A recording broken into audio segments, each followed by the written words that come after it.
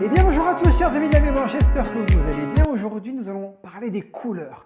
L'influence des couleurs à la fois sur nous, sur l'apprentissage, sur la mémoire. Vraiment, vous allez voir, c'est un truc incroyable. Je crois que je vais même devoir faire une deuxième vidéo là-dessus parce qu'il y a énormément de choses à vous communiquer, à vous dire. La première chose, en fait, quand on a 3-4 ans au départ, on nous enseigne, on apprend à reconnaître les couleurs primaires. Donc c'est par exemple le bleu, le jaune, le rouge.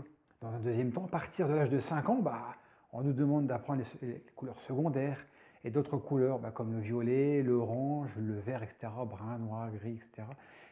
Tout au long de notre vie et dans notre quotidien, nous créons des associations. Et ces associations, en fait, de quoi? De ce que nous voyons, de ce que nous percevons.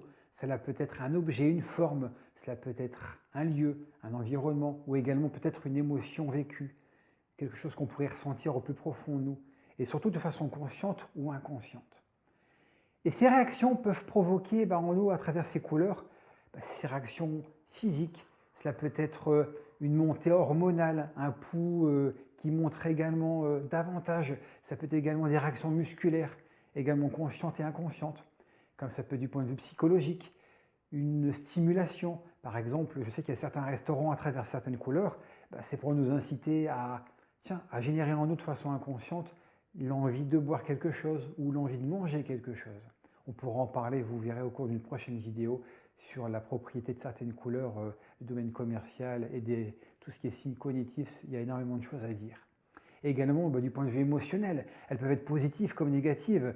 Je pourrais vous dire du point de vue personnel, tiens, j'ai mon petit Casimir que j'arrêtais pas de mordiller, c'est de couleur orange, ou mon petit ours de peluche était un petit peu orange aussi.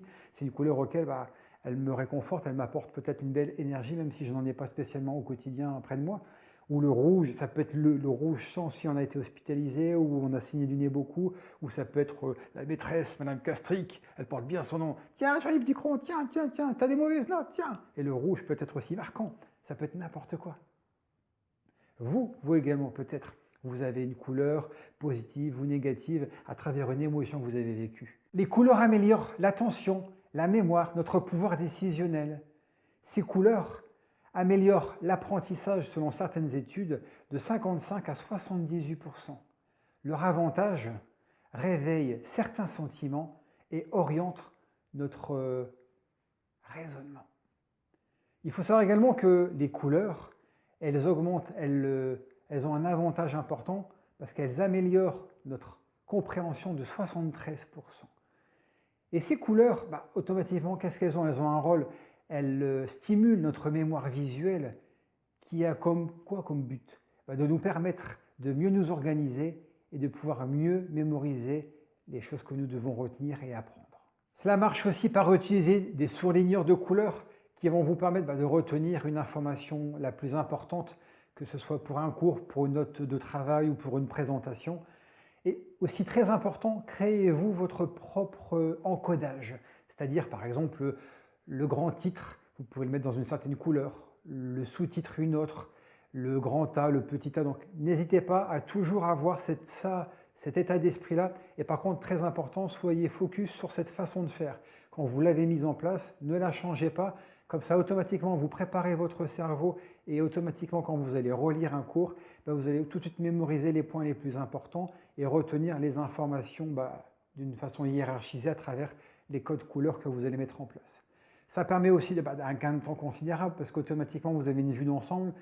L'information encodée, vous savez exactement quelle est celle-ci et c'est automatiquement pour vous beaucoup plus facile dans le cas d'une mémorisation. Puis après, pour tout ce qui est ancrage, c'est la répétition qui va faire en sorte que vous pourrez mémoriser pleinement l'information.